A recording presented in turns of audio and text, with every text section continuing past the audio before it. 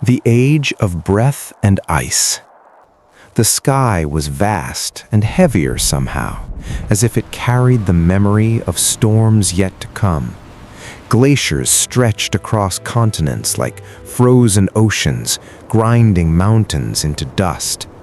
In what would one day be cities, there were only endless plains, white, gray, and wind-carved. The air was sharper then.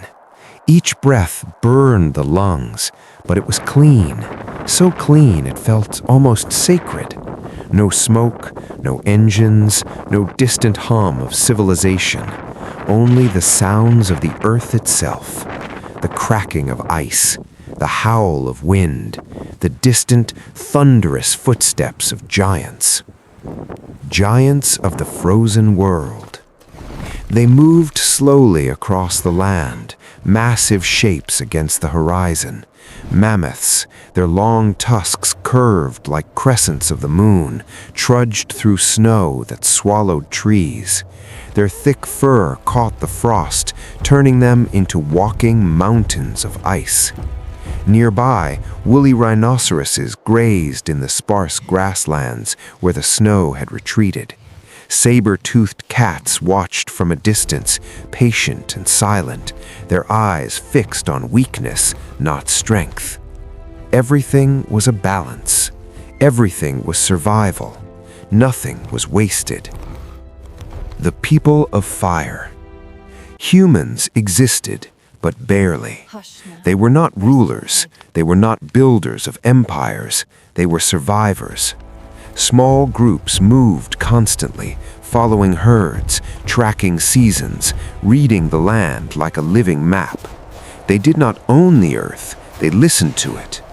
At night, they gathered around fire. Fire was everything. It was warmth against the cold that could kill in hours. It was protection from predators whose eyes glowed in the dark.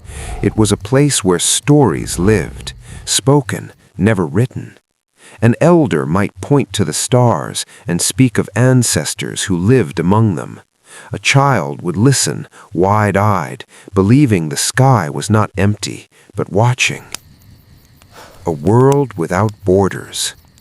There were no countries, no roads, no names for most places. Only rivers that carved their way through stone, forests that stretched endlessly, and mountains that seemed impossible to cross.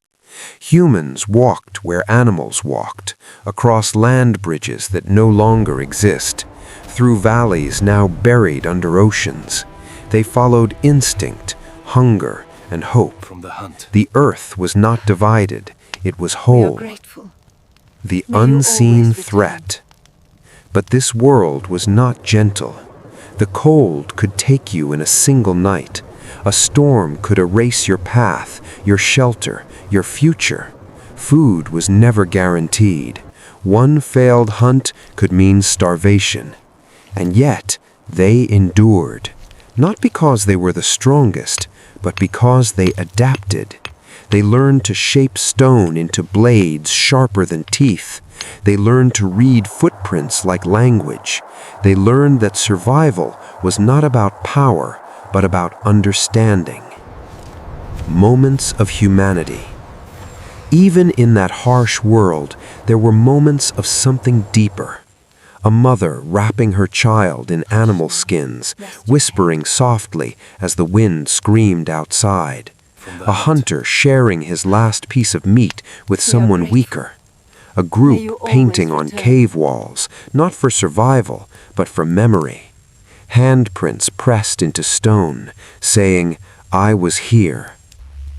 The beginning of change.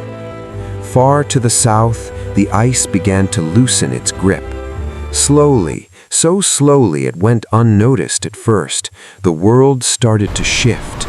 Glaciers melted, rivers grew stronger, new lands appeared where there had been only frozen emptiness.